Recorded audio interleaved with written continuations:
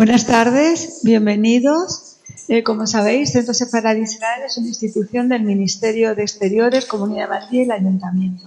Estamos muy contentos de tener esta tarde aquí a gente tan querida y presentar un libro de la editorial Nagrela, que es una editorial que está haciendo un camino muy fuerte.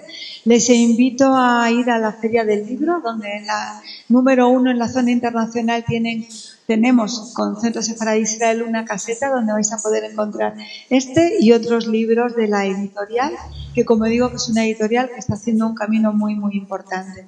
Y hoy venimos precisamente a presentar un libro de esta editorial que han cuidado con mucho cariño, de una escritora que escribe en inglés, que han traducido el libro especialmente para esta editorial y que empezó su camino en España, pero que ahora vive en Israel desde hace tiempo. Además tiene, como veis, un título precioso que es Dame cobijo bajo tus alas, alas que espero que nos protejan a todos nosotros. Y hoy tenemos con nosotros a varios amigos. En primer lugar voy a hablar y voy a presentar a Astrid Mizrahi, que es quien va a dar inicio a esta conversación, porque Astrid, como miembro importante de esta comunidad judía, es también un miembro importante de la sociedad española y amiga especial de los editores. Ella es patrona, gobernadora patrona, depende cómo o dónde se diga el título, de la Universidad de Tel Aviv, donde ha creado una beca muy importante para la investigación. Como sabéis todos, la investigación es uno de los elementos más importantes para el desarrollo y en este caso el desarrollo médico, así que nos parece que es muy muy importante. Es también presidenta de la WIDO, como sabéis es una organización internacional que se ocupa de la educación infantil con la creación de varias guarderías y escuelas y apoyo a las madres en Israel en especial, y ella desde 850 centros sociales, como habéis oído, entre otras cosas. Además, va a recibir próximamente, aunque ya sé que no quería que lo dijera, pero es importante que lo sepamos, el Premio de Arte y Cultura de la Filantropía, y que es un premio muy importante que reconoce toda su labor, porque como saben ella además es patrona de la Fundación Hispano-Hebrea y como de otras muchas organizaciones, apoya también al Centro Sefarad de Israel, así que en ese sentido siempre muchísimas gracias, y en especial la considero también mi amiga, así que muchísimas gracias, Astrid. Gracias, muchas gracias. Buenas tardes, ¿que me quedo sentada? Sí. ¿Me escucháis bien? Buenas tardes, queridos amigos todos, y es el caso de decirlo. Antes que nada, agradecer a la Casa Sefarad por darnos la oportunidad de estar hoy aquí. Mis felicitaciones al director y a todo su equipo por la enorme actividad que despliegan día tras día, y más cordial enhorabuena. Gracias, mis queridos Susan y Rubén, no os veo, por haberme convocado para hablar hoy de Salomón y Rosita, vuestros padres. Enhorabuena por vuestro éxito con vuestra editora, Nagrela. Diana, gracias. Diana, como sabéis, se ha convertido en una afamada escritora después de construir una maravillosa familia que ha sido siempre el orgullo de sus padres y hermanos. Viví muy cerca la increíble decisión de Diana, su hija, con muchísima valentía. Decidió marcharse a Israel junto a su marido, un prestigioso médico, y sus hijos, dejando detrás una muy confortable vida. También fui testigo de la inquietud que les causó esta decisión a sus padres, que poco a poco, y gracias a la felicidad de su hija, se disipó. Diana realizó así una deuda al judaísmo que descubrió y que fue creciendo en ella, y se realizó en nuestro magnífico Israel, dejando atrás los tremendos recuerdos de sufrimientos de sus antepasados en Rusia, que poco a poco fue descubriendo, como ha escrito en su libro Dame cobijo bajo tus alas. La religión se integró en ella, la Torá la llamó, y creo que así se sintió totalmente realizada. Querida Diana, tienes toda mi admiración y respeto por tal decisión. Bravo, Diana, que tengas siempre con tu marido y tu familia mucha suerte y siempre encontrarás el cobijo de las alas del alma. Bravo.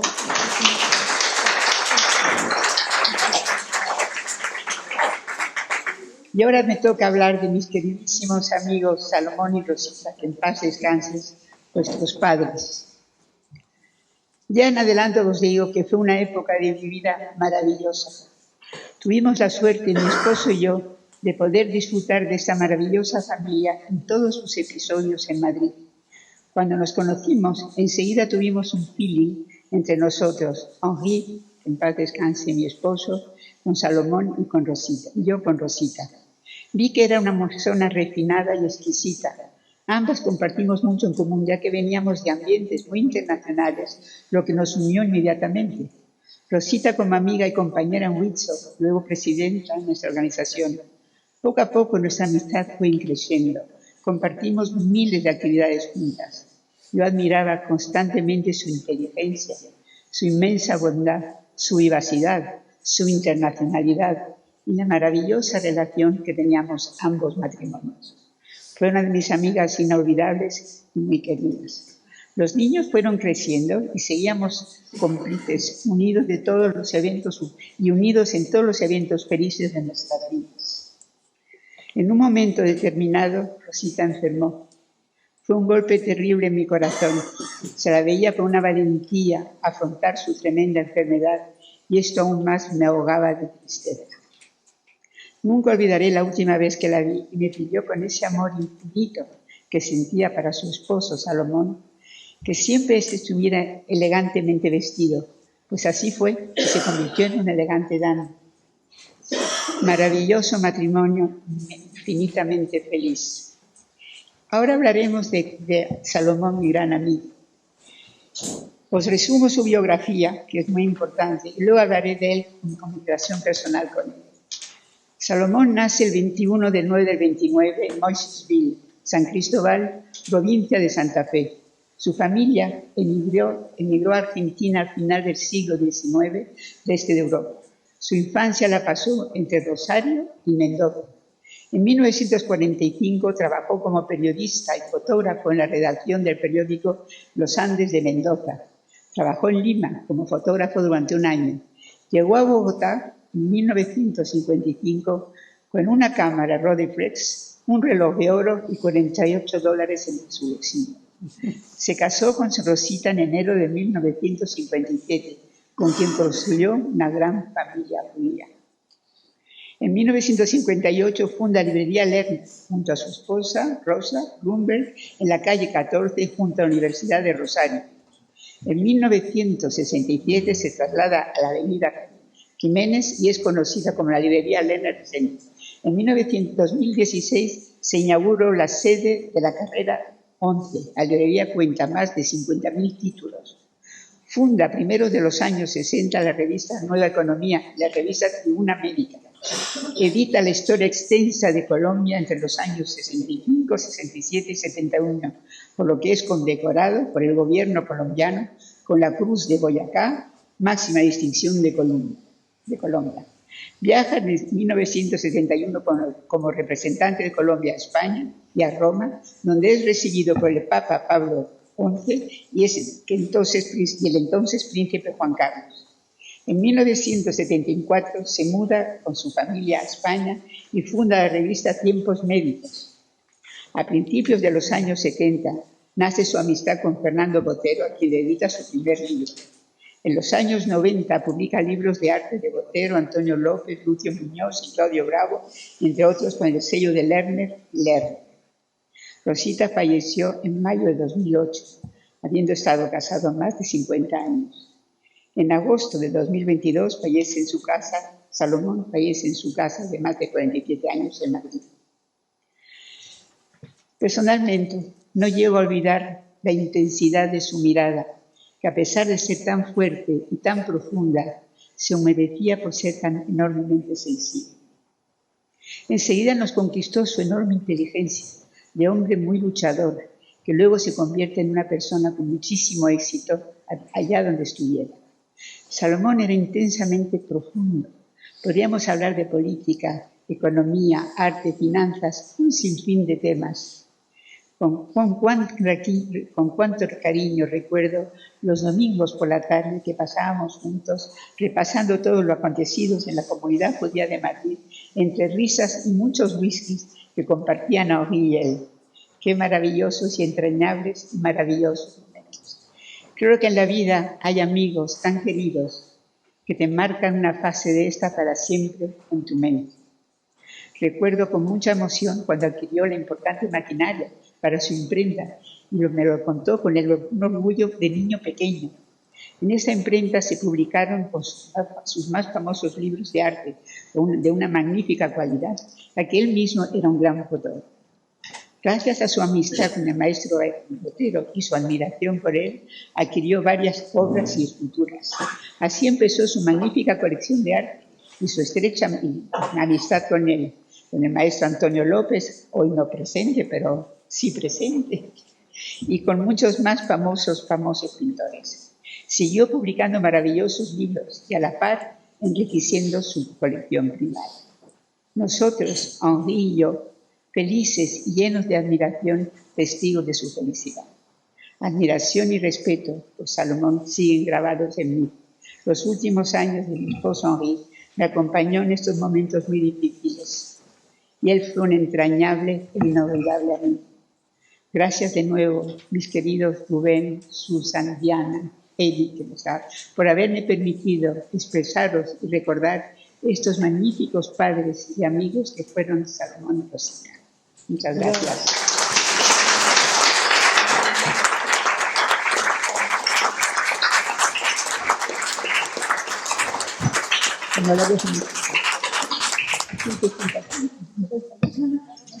¿Sí?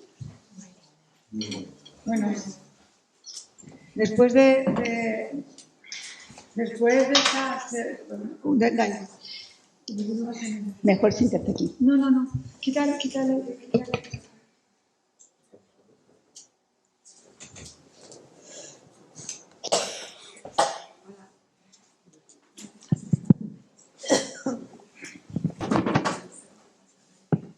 Después de estas emocionantes palabras de Astrid, como decía, que además nos da ese lado familiar y emocional de esta autora y personal, esta autora, quiero pasar la palabra a un amigo, a un intelectual que es Fernando Rodríguez de la Fuente. Le podéis leer todos los domingos en el ABC y además, entre otros, muchos artículos. Fernando Rodríguez de la Fuente, que es madrileño, es doctor en Filología de la Universidad Complutense, es director de la revista de Occidente, es una revista que, bueno, como sabéis, está celebrando ahora su aniversario, es el 100 años ya. Además, hay una magnífica exposición de un periodo de la revista en la Biblioteca Nacional, que os aconsejo a todos, y además es el momento de que os impulséis a suscribiros, porque es una magnífica revista. Él es su director, es también director de un máster de Cultura Contemporánea en el Instituto Universitario de Investigación Ortega y Gasset, donde él además participa en conferencias, investigación y organiza actividades constantemente. También ha sido director del ABC Cultural, es un suplemento que en sus manos se convirtió en un suplemento necesario para la cultura española. Director del Instituto Cervantes, director general del Libro, de Archivos y Bibliotecas, director del Instituto de Cooperación Iberoamericana en Buenos Aires, en Argentina. Es profesor de Literatura Hispanoamericana y Teoría de Literatura y Literatura Comparada en la Facultad de Filología de la Universidad Complutense. Bueno, entre otras muchas actividades, que son muchas, pero sobre todo además sus investigaciones, su aportación en torno a los libros, en torno a autores, que es fundamental hoy para comprender y aprender a leer a nuestros contemporáneos. Desde José Luis Borges, Octavio Paz, Mario Vargas Llosa, José Ortega y Gasset, y como autores contemporáneos, su voz, sus palabras son necesarias para que podamos adentrarnos a esa gran red que forma la literatura, ¿no? que es la que nos va a dar una visión amplia de nuestro mundo. Así que Me alegro que estés tú hoy con nosotros, te lo agradezco y esperamos tus palabras acerca de esta convocatoria. ¿Puedo hablar? Sí, el micrófono, ¿no? Porque no voy a hablar. Bueno, antes que nada, muchísimas gracias por la invitación a presentar el libro de Yaya Diana.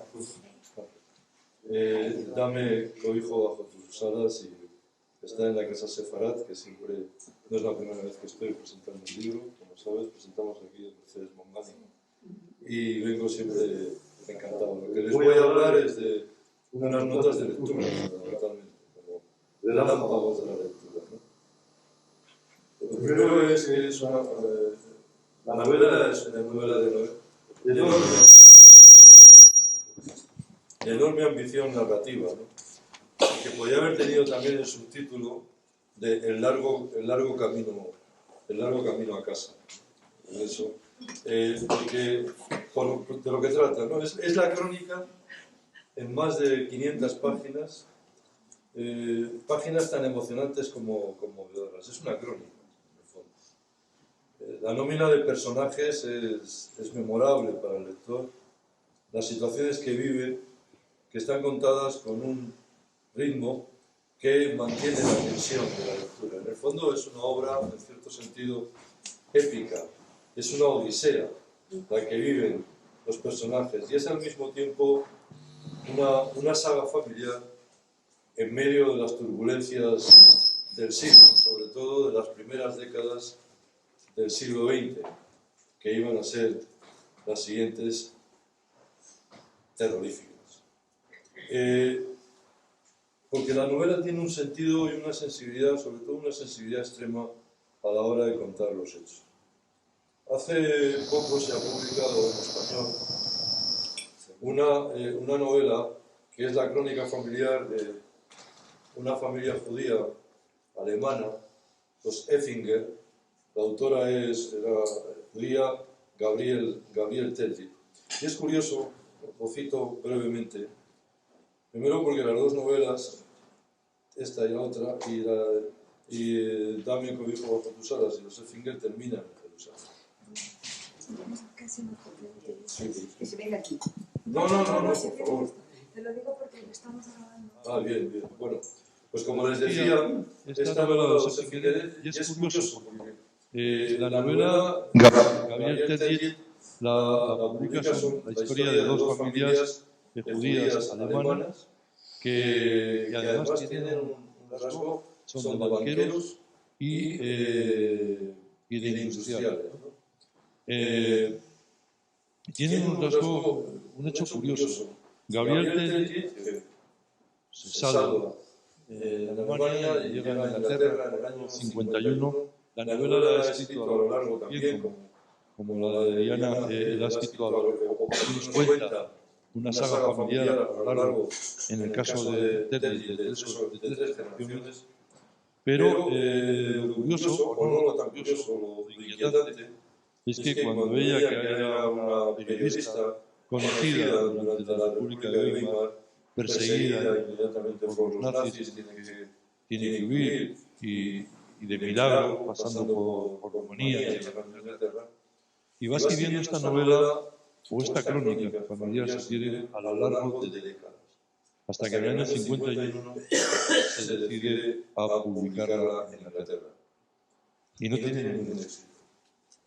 Pero no solo no tiene ningún éxito en Inglaterra, sino que no consigue publicarla en Alemania. Porque en Alemania probablemente nadie quiere saber nada de todo esto. Y la novela, como pasa en toda la buena parte de la historia de la literatura, y la novela pasa décadas hasta que, fíjense, solo hace como 4 o 5 años, un editor decide que hay que recuperar los Effinger. Se publica y es un éxito clamoroso. Y de ahí la edición en España. Lo he recordado porque Dame cobijo bajo tus alas es una historia que se ha contado cientos de veces, sí, pero pocas o muy pocas, se han contado con el desgarro, la fuerza del libro que hoy estamos presentando. Las sagas, que es un vaivén de encuentros y de desencuentros, de azar. En una de las películas estas que llamaban de las policíacas norteamericanas, hay un momento que un personaje le dice al otro: no te fíes del destino, porque el destino siempre te pone la zancadilla. Y aquí parece que el destino va poniendo la zancadilla continuamente a todos sus personajes, y a pesar de ello, ellos van buscando ese cobijo con las alas, ¿no? Es el transcurso también de una existencia rota. Y no quiero hacerles ningún destripe de la novela, ¿no? Pero es también, en el caso de la autora, es fijarse en lo que ha visto, en lo que ha sentido, en lo que ha imaginado, en lo que ha sospechado y sobre todo en esa historia oral que vamos todos oyendo a través de nuestras familias, de nuestras gentes, amistades o gentes cercanas, ¿no? Lleva a sus páginas esas vidas que son los protagonistas más que de la época. Es una novela de protagonistas, de personajes, trazados de una manera muy precisa, ¿no? Con unos perfiles muy ajustados que hacen que el lector vea que hay una profunda verosimilitud en lo que se está contando, que pareciera como si lo estuvieras viviendo tú mismo según van avanzando las páginas. Porque es también el viaje al fin de la noche, que comienza con el prólogo en la Rusia zarista y que empieza una especie de errancia a lo largo de casi 3 continentes. A la época es el escenario y los personajes son más o menos secundarios y son los que la escriben, o a veces, como es el caso de esta novela, los personajes son el centro, y por cierto, el centro universal, ¿no? Se puede extender a otras comunidades.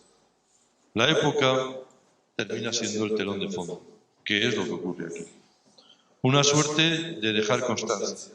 Es, en el fondo, y sin el fondo, una crónica sentimental y familiar, en la que se van apareciendo la descripción de comportamientos, de reacciones, de esperanzas, de sufrimientos, en medio de una realidad compleja y atormentada, como la que van a vivir. Efectivamente, como bien decía Esther, yo tuve la suerte de vivir en Buenos Aires y además vivía al lado de la sinagoga, en la calle de la República de la India.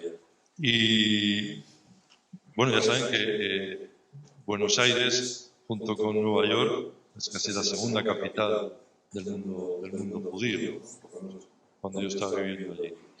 Y es bueno recordar, y la novela también ayuda a ello, es bueno recordar que entre 1880 y 1930, y en medio de todas estas fechas está la acción en la que transcurre la novela, entre 1880 y 1930, y esto a veces se olvida desde esta exquisita y elegante Europa, que son millones de europeos los que viajan a América. Y viajan a 2 lugares nada más. Al norte, fundamentalmente. Al norte y al sur. Al norte viajan a Nueva York y pasan, como se cuenta en uno de los momentos más emocionantes de la novela, y pasan por la isla de Ellis.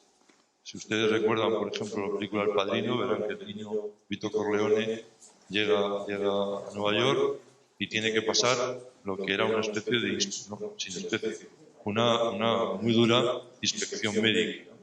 Y en la novela hay rasgos de esto verdaderamente emocionantes. Al norte era la isla de Ellis y al sur era Buenos Aires, lo que todavía hoy existe como museo, que es el Hotel de Inmigrantes. Entre esas fechas, 1880 y 1930, son millones de italianos, españoles, alemanes, rusos, rumanos, búlgaros, griegos, irlandeses, holandeses, suecos, noruegos, los que viajan a lo que se denominaba, como saben ustedes, el Promised Land, la tierra prometida, el lugar donde poder empezar una nueva vida y olvidar la miseria que en ese momento asolaba a Europa, ¿no? Y ahí es donde aparecen ya los personajes de una manera verdaderamente, insisto, memorable, ¿no?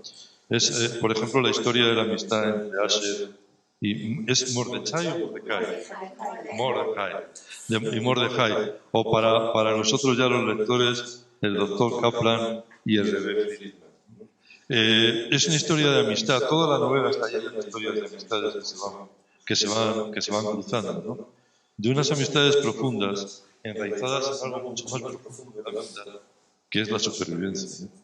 Y después hay historias intercaladas, no voy a leer para no extendernos, pero hay historias intercaladas como que jalonan toda la narración y, en un árbol, en una especie de árbol de personajes donde se van mezclando las costumbres judías, el respeto a las tradiciones y a la religiosidad y a las ceremonias judías. Ha sido muy inteligente por parte del editor, que me parece que es familia de la autora, pero me ha parecido muy inteligente para el lector, para decir el glosario de términos judíos que se colocan al final. Yo tengo que hacer una confesión aquí, llegado a este punto, estamos entre amigos, que en la Facultad de Filología, que cuando empezábamos a los primeros años, teníamos que, lógicamente, estudiar latín, griego, y después teníamos que elegir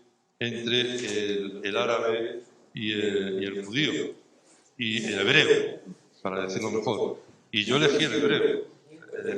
Sí, ahora no tengo ni idea, ya ni me acuerdo de nada, pero elegí el hebreo porque me había fascinado siempre por muchas cosas que había leído, la extraordinaria influencia hebrea en la literatura y en la cultura española. Como sabe Esther, realizamos en San Millán de la Cogolla desde hace muchos años unos encuentros de literatura sefardí que me ha dado la posibilidad de conocer a muchos sefardíes que viven en muchos lugares del mundo.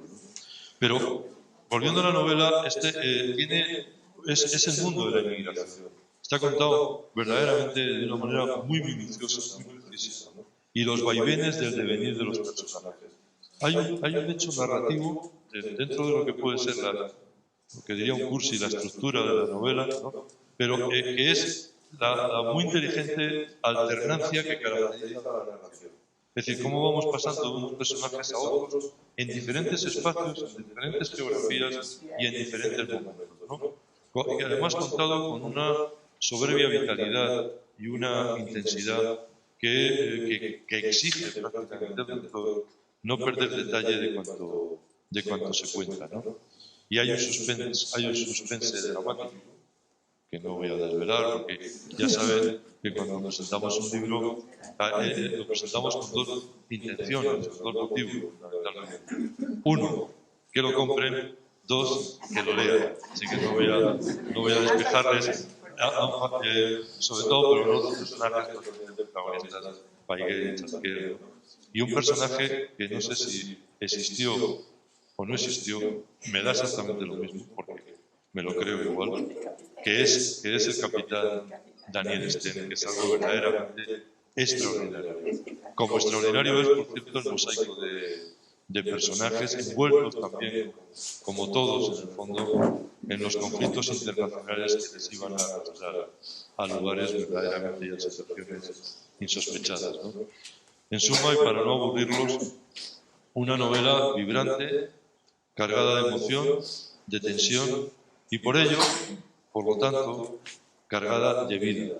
Así que, Diana...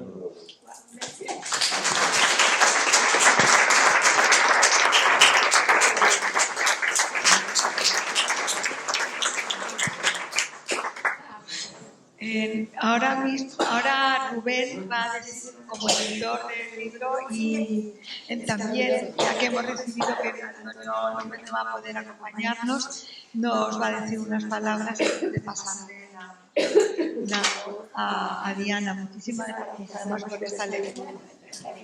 Muy bien, lo primero, muchísimas gracias al Centro Sefarad y a todos vosotros por estar aquí, y a mi querida hermana, en un día señalado en el que estamos presentando su libro que escribió en inglés hace ¿cuántos años?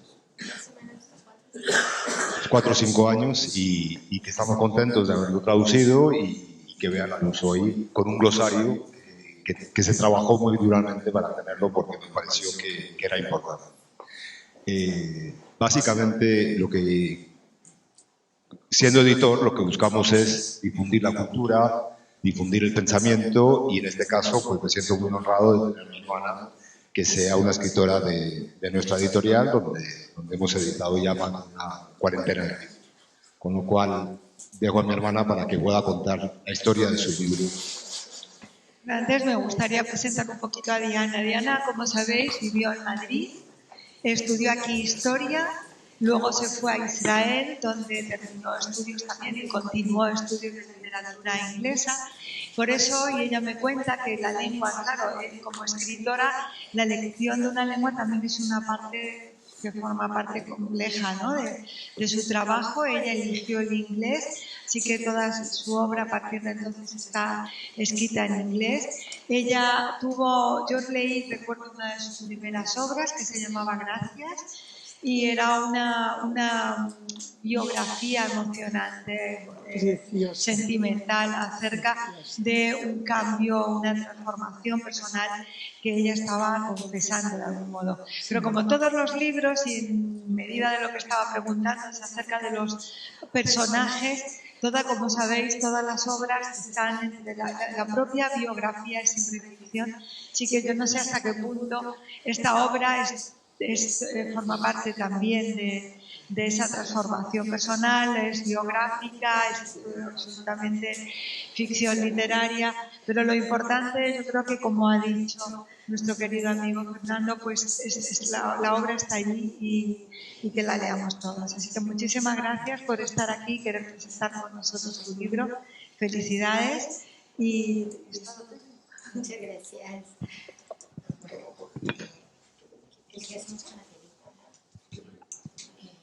¿Van a poner el vídeo? Sí, el vídeo. Entonces,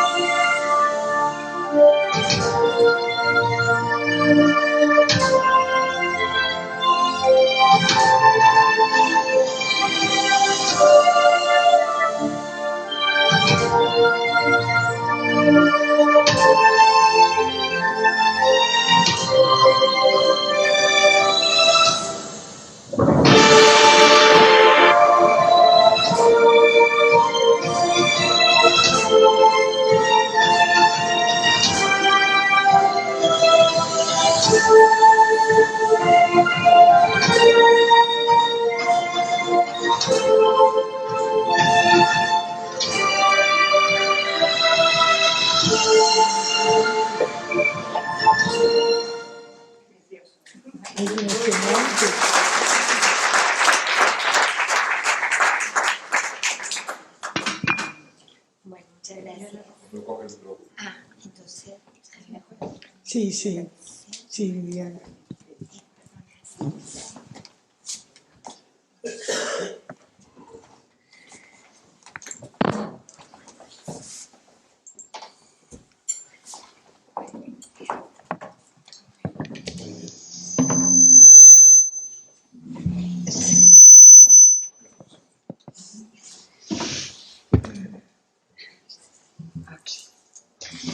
Bueno, pues ante todo, muchísimas gracias a todos por haber venido hasta aquí, acompañarme en este día tan importante.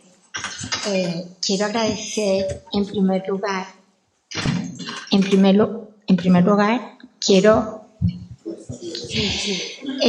agradecer a mi hermano Rubén y a mi cuñada Susan.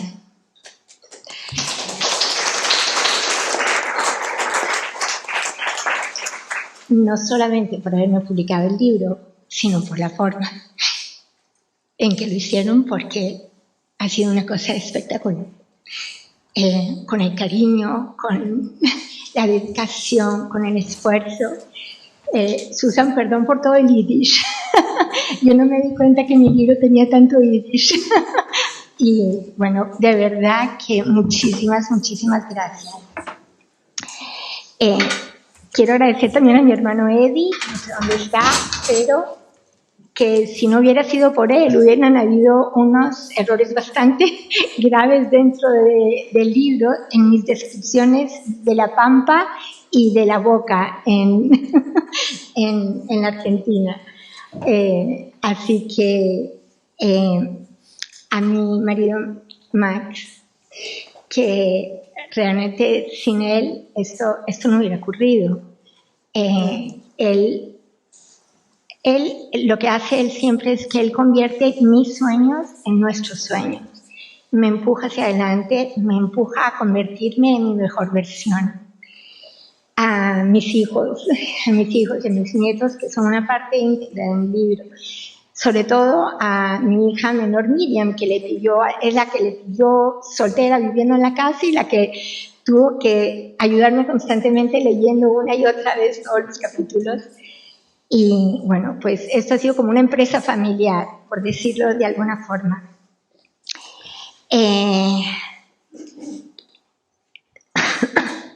Bueno, pues, ¿por qué escribí mi libro? Cuando yo escribí al principio mi primer libro, Gracias, que era el recuento de por qué decidí cambiar la forma de mi vida, empezar a vivir una vida en el mundo religioso. Cuando escribí ese libro y luego cuando nos fuimos a vivir a Israel y entonces escribí mi segundo libro en español como El azul del cielo, esta novela es como un poco una continuación de todo. Cuando yo llego a Israel y vivimos en un barrio muy religioso que se llama Beit Regan, me acuerdo mi hermano Eddie, que una vez vino a visitarme, me dijo, Diani, esto parece National Geographic. Entonces, cuando yo vengo y empiezo a vivir en un mundo tan distinto, tan diferente a todo lo que yo conocía, un mundo obviamente tan cerrado de muchas formas, pero tan sumergido en lo que es el judaísmo, obviamente mi vida cambió muchísimo y me dio una estabilidad, una integridad, algo muy importante. Y me empecé a preguntar por qué es que mi familia, si ellos habían tenido todo esto en el Stettin, en Rusia, donde habían vivido, y luego en Moisésville, ¿por qué es que habían perdido la mayoría de las tradiciones? Y tenía una ansia por saber. Entonces, pues yo constantemente le preguntaba a mi padre, papi, pero cuéntame cómo era. Y me contaba cositas aquí, cositas allá. Hasta que justo cuando falleció mi madre, que en paz descanse, entonces ya comencé a escribir la novela y él me puso en contacto con un primo hermano suyo que también falleció ya justo cuando estaba acabando el libro, que se llamaba Jaime Lerner. Él vivía en Tel Aviv y fue una fuente grandísima de información para mí. Me invitó a su casa, estuvimos ahí hablando horas y horas y horas y me contó realmente cómo había sido la vida de Moncesville. Y esto a mí me ayudó pues muchísimo, de verdad. Entonces, por un lado, cuando comencé yo a escribir mi novela, yo sabía dónde empezaba. Yo sabía que empezaba en un pogrom en Rusia, porque esta es la historia de donde empezó mi familia. Y segundo, yo también sabía dónde acababa, porque obviamente quería que acabara en Jerusalén. También sabía los lugares a donde iban a ir, porque obviamente tenían que ir a Nueva York, ya que cuando mi familia fue expulsada en un pogrom de Rusia, en un shtetl muy cerca de Odessa, cuando fueron expulsados, había uno de los niños pequeños estaba enfermo, entonces él se quedó atrás y se iba a ir en otro barco con otros familiares más adelante a la Argentina. Pero bueno, en esas épocas ya sabemos cómo eran los cambios, cómo era todo, y él aterrizó entonces en Nueva York, en Ellis Island, y por eso es todo este capítulo. Entonces hay toda una rama de los Lerner que desciende de este familiar que hoy en día en Estados Unidos, que desciende de este niñito que llegó solito a Ellis Island. Luego, yo también sabía, obviamente, que era una de las partes más importantes de mi libro y que tenía que llegar a Moncesville, porque yo necesitaba, yo quería precisamente eso, descubrir qué fue lo que pasó, qué pasó. Entonces, con la poquita información que yo tenía acerca de lo que fue la vida de mi padre, de mis abuelos en Moncesville, yo empecé pues esta búsqueda inquietante para saber realmente qué había ocurrido. Descubrí muchas cosas que realmente, o sea, que eran conceptos, o sea, que erróneos, conceptos tremendamente erróneos, como por ejemplo, cuando yo estaba investigando acerca de Moncesville, vi un vídeo acerca de unos emigrantes que llegaban y era tan romántico y tan bonito, y luego leí montones de documentos acerca de que qué bien, llegamos a la tierra y es que no había sido para nada así. Cuando realmente empecé a investigar y me enteré de las dificultades tan atrozas que sufrieron, fue devastador el saber que realmente mi familia pasó por tanto, y empecé a comprender precisamente la respuesta a mi pregunta: ¿qué pasó? ¿Qué pasó con todo ese, como se dice, Yiddishkeit? ¿Qué pasó con toda esa cultura yiddish que a mí no me llegó? ¿Por qué no me alcanzó a llegar? Y la respuesta fue devastador, fue devastador. Cuando los judíos llegan por millones, salen de Rusia, van a la tierra prometida que les han hablado, que es Moncesville, que es una tierra donde lo van a tener todo. Les van a dar tierras, les van a dar casa, les van a dar trabajo, les van a dar caballos, les van a dar semillas para cultivar. No fue así. Llegan, como lo describo, como tú, Fernando, explicaste, llegan a un sitio primero, imagínense, grupos de inmigrantes hasidim, que no conocen el idioma, que las vestimentas son totalmente hasídicas, llegan a este sitio y pasan infiernos.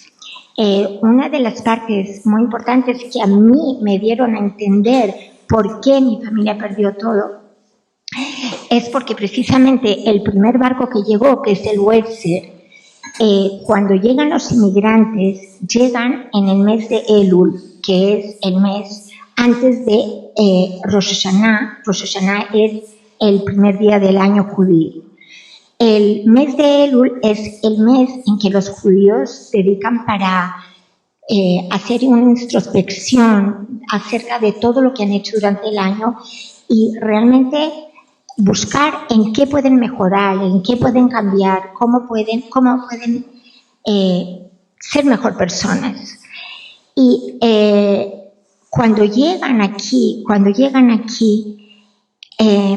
resulta que justo les tienen encerrados 3-4 días, les tienen encerrados en este sitio, sin comida, sin servicios, niños, gente mayor, todo el mundo pasando un hambre terrible, de todo. ¿Y qué es lo que ocurre? Que entonces la desesperación, obviamente, el no tener comida, pues obvio que empiezan a comer comida que no es kasher, que no es dentro de las costumbres judías. Y lo que a mí me pareció que fue realmente tan sumamente triste, que ocurrió verídicamente, yo lo describo en mi libro, pero son datos totalmente verídicos, es que cuando por fin les dicen que se pueden ir a Moisés-Ville, cuando pueden salir de ahí y se pueden ir a Moisés-Ville, es justo en Shabbat, que es el día donde no se puede viajar, pero obviamente no les quedaba más remedio. Y entonces ellos comenzaron a debatirse, vámonos, pero es que no había opción. Y entonces así empiezan, así aterrizan en la tierra prometida, aterrizan en la Argentina, enseguida les empiezan a desgarrar de todas sus raíces, de todo lo que era importante para ellos. Y cuando llegan a Moisés-Ville, resulta que era un caballo con una carreta y ahí llegaban así. Y de pronto les dejan tirados en un campo donde no hay nada, no hay un techo, no hay nada. Y ahí les dejaron. Y entonces, ¿qué pasó? Les dejaron así. Y tenemos que pensar que los inmigrantes que llegaron no todos eran tan pobres. Había gente que era muy bien. Habían mujeres que venían con sus perlas, con sus joyas, con sus pieles. No eran trapos. Había de todo. Había gente muy pobre, pero también había gente muy bien. Estamos hablando de una época de pogromos donde todo el mundo tenía que salir corriendo. Y ustedes imagínense una señora con sus abrigos, con todo, llegando a un sitio así. Y entonces, pues, realmente fue devastador. Empezaron a pasar muchísima hambre. Empezaron, obviamente, epidemias, enfermedades monstruosas. Murieron los niños. ¿Y qué ocurrió? Lo que primero les arraigó fue que tuvieron que construir un cementerio. ¿Y cómo lo construyeron? Tuvieron que construir rapidísimo un cementerio para la cantidad de niños que empezaron a morir por la epidemia. ¿Y dónde los enterraron? En latas de queroseno. Y así empieza la historia de Moisés-Ville. Así es donde comenzaron.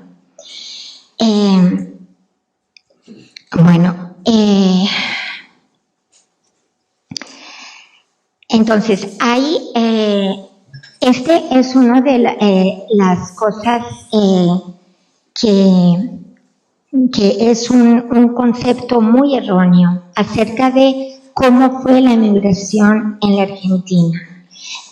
Es un cliché, obviamente, el otra vez recontar cómo fue la migración a Estados Unidos, porque lo hemos visto y leído cantidad de veces.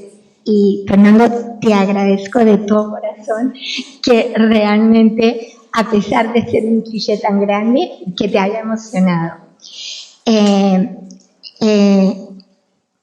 Otro de los conceptos erróneos es cuando ya mucho más adelante en el libro, cuando ya estamos en Palestina, cuando llegamos al capítulo de Sihon Yaakov, en todo lo que es acerca de la organización Nili. Por ejemplo, pues, que Sarah Aronson era una heroína muy grande y resulta que en esa época, pues no, habían montones de judíos que estaban en contra de que los judíos ayudaran a los británicos. Y al final resultó que tenían razón, porque luego los británicos, al final, otra vez fueron los enemigos de los judíos.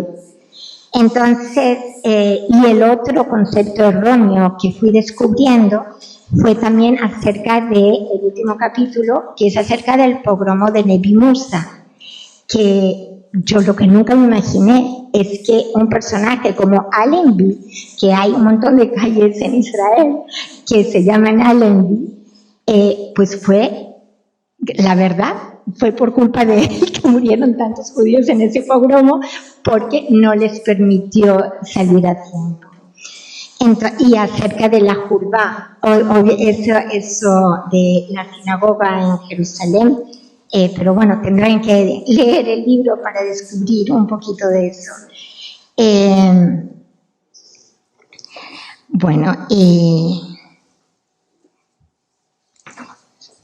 Entonces, otra vez hablando de mi obra en general, la obra obviamente es una obra de ficción.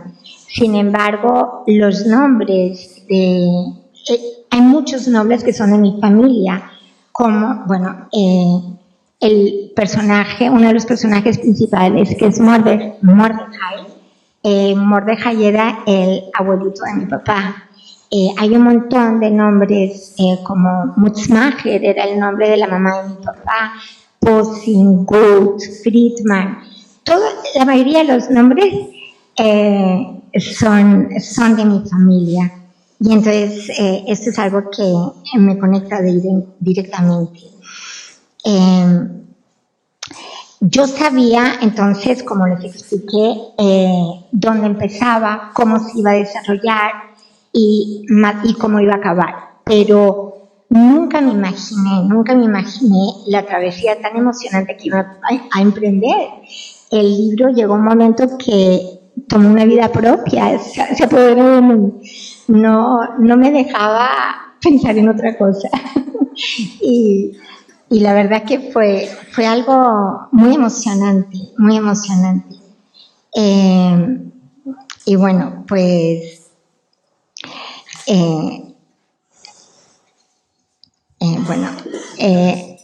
quería también agradecer entre los agradecimientos que se me escapó por aquí, quería agradecer a mi suegra, a la verdad, a Noemí, porque ella leyó mi libro entero en inglés con un diccionario al lado, y para mí fue muy emocionante eso, y por todo el apoyo que me ha dado siempre para empujarme a escribir más y más. Esto ha sido muy importante para mí. Y bueno, pues más o menos es lo que sí, si tengo tiempo puedo leer unas partes. Ok. Entonces, justamente acerca de cuando llegan a Ellis Island, entonces cuando dos de los personajes llegan a Ellis Island, voy a leerles un poquito esta parte. Buscaron un espacio libre. Rivka tomó asiento al final del pasillo y Avram junto a un hombre con unas largas peot, una barba negra, un sombrero raído, los bajos de los pantalones dentro de los calcetines y unos zapatos que estaban casi blancos de polvo. Avram lo observó y a continuación miró a su propio atuendo. Era mucho más bajo que aquel hombre, tenía el pelo y la corta barba totalmente blancos y la ropa era más sencilla, pero Avram se dio cuenta de que tenía el mismo aspecto, sucio, desaliñado y exhausto. Sí, estaba tan sucio o incluso más sucio aún que este hombre. Lo estaban todos. Tras él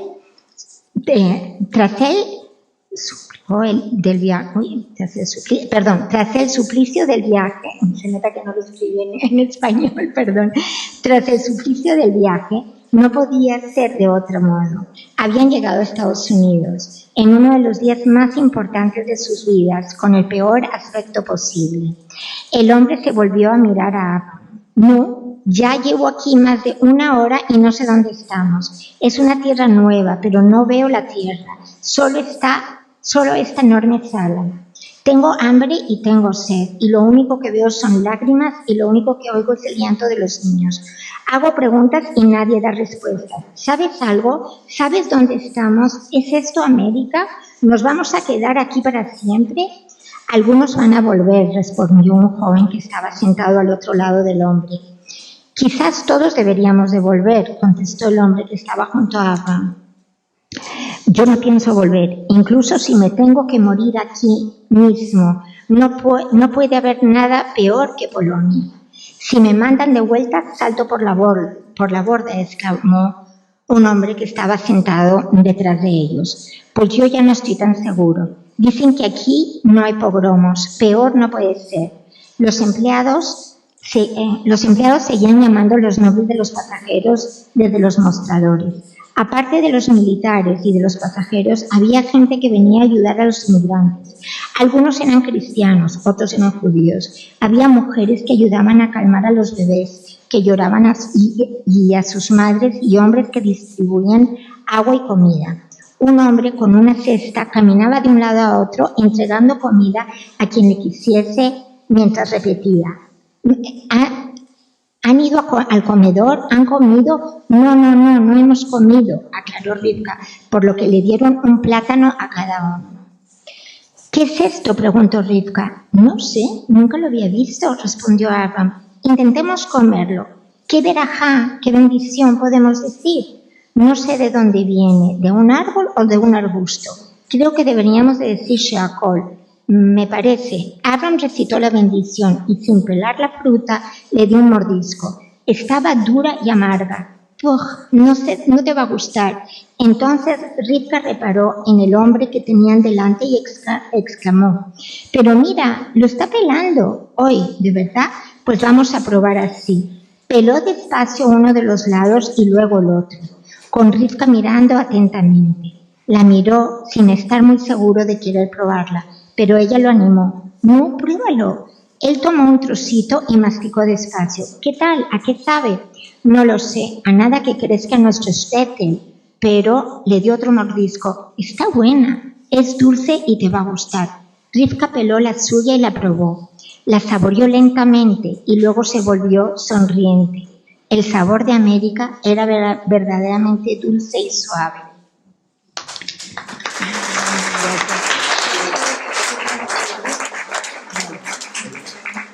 Bueno. Vamos a dejar ahora un poquito. Si tenéis alguna pregunta. ¿Qué?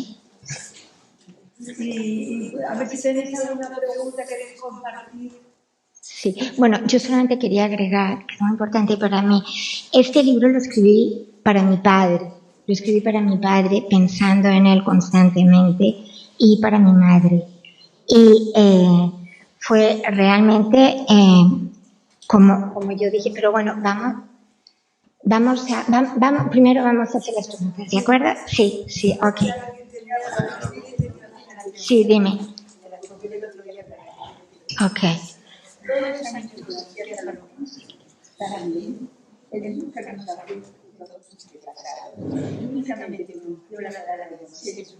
Hace como 7 años que me dio mucho más de para recibir la tarea.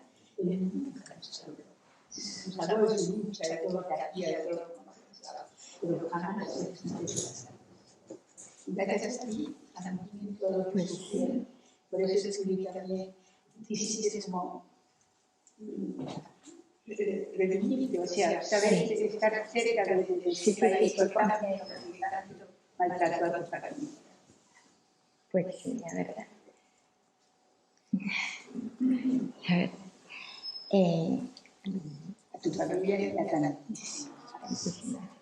Sí, yo creo que mi libro es algo que es muy típico acerca de todas las personas que emigran de un lugar a otro. Y esto pasa realmente constantemente y es muy difícil, es muy, muy difícil. Y mis padres, también ellos fueron inmigrantes. Gracias a Dios les fue muy bien en España, pero es muy, muy difícil el tener que trasladarse de un sitio a otro. Obviamente, en estas épocas que eran extremas, ¿cierto? Pero es un libro acerca de migración, acerca de todos estos problemas que ocurren hoy en día a miles de personas en todas partes, ¿cierto?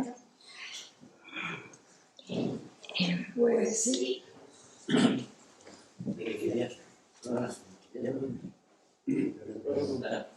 Quería felicitar a toda la mesa, es muy brillante todo. Gracias. Y quería preguntarte, en el libro tuyo es una búsqueda de las raíces judías y es una defensa del legado de tu padre.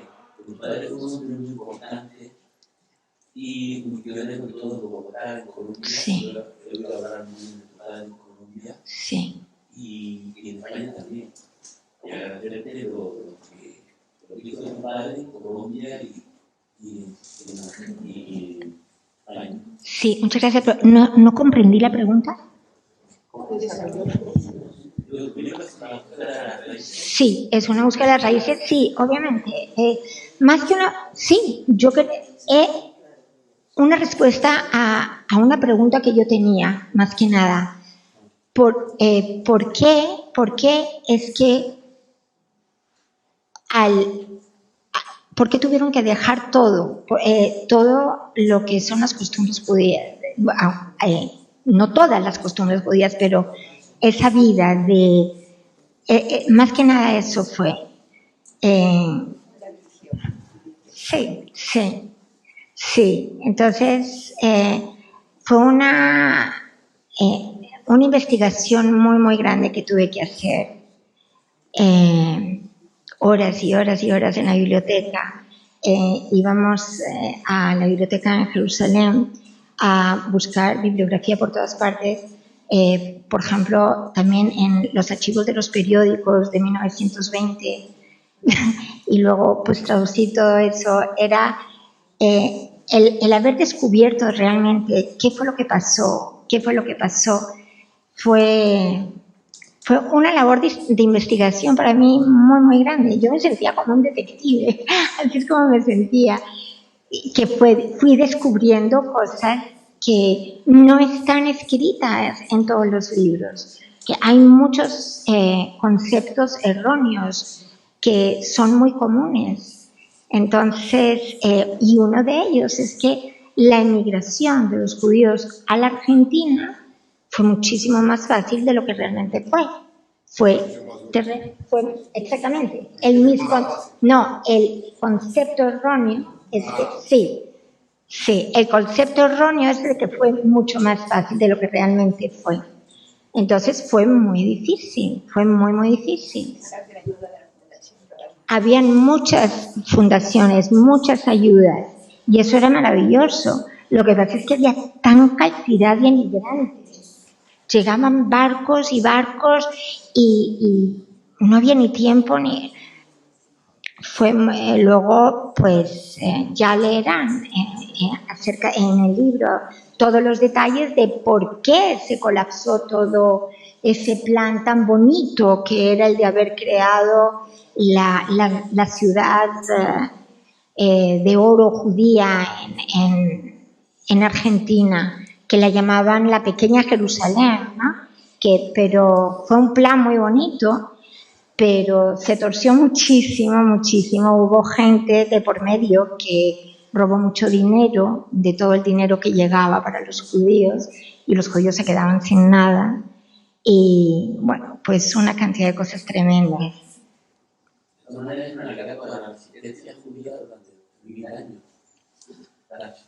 Sí, bueno, obviamente sí, porque es un relato de la fe judía. Sí, indudablemente, es un relato, como dice, dame cobijo bajo tus alas, es que de una fe inquebrantable, a pesar de las dificultades, que es algo que ha ocurrido a lo largo de toda nuestra historia, antes y después, obviamente, de la época de mi libro. Los judíos levantamos cabeza y seguimos adelante. Mi madre, que en paz descanse, pues esa era su frase: adelante, siempre hacia adelante. Y mi protagonista, Feiger, es a quien yo admiro muchísimo. Se parece muchísimo a mi madre y tiene muchísimas cosas de mi madre. Y es algo que yo admiro mucho. O sea, es una mujer... ¿Cómo?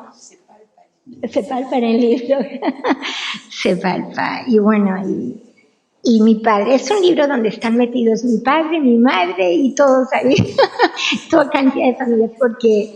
Porque mi padre es su historia. Es la historia de toda su familia. Y mi madre, pues, es toda su fuerza, todo... Mi madre es una mujer que tenía una fe intachable, intachable, intachable, que ella, tan luchadora y tan llena de cualidades, y una en particular, ella nunca se quejaba. Ella nunca se quejaba y ella aceptaba. Ella aceptaba las cosas, las tragedias que le ocurrieron en la vida, sin quejarse. Y es precisamente ella la que sembró en mí todo este concepto de buscar mis raíces judías, porque cuando yo crecí al lado de una mujer con tantísima fe ciega en su creador, entonces eso a mí me impulsó a buscar más. Cuando yo aprendí de que uno acepta los designios de Dios sin preguntarse por qué, ¿eso qué significa? A mí eso me llevó a decir, si ella acepta todo lo que ha ocurrido sin ninguna duda, sabiendo que eso es lo que quiere Dios, ella lo que me está tratando de decir es porque Dios es perfecto. Entonces, ella no se preguntó nunca el por qué me pasó esto. Yo algunas de las veces que hablaba con ella, yo le pregunté con admiración: mami, pero tú nunca te preguntaste por qué. Y ella me dijo: ¿cómo? ¿Por qué? ¿Cómo voy a preguntar una cosa así? Mi madre estaba hecha de un material indestructible y una mujer a la mujer quizás que yo más he admirado en toda mi vida, y por eso mi protagonista se parece tanto. Perdón.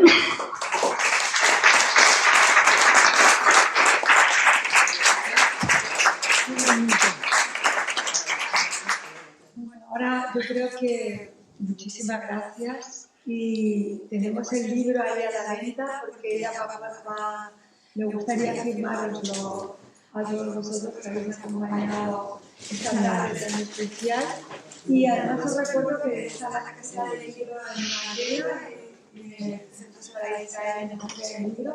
Estará todavía unos días más, una semana más. Así que acercaros ahí también y estaréis sentados. Así que gracias a todos.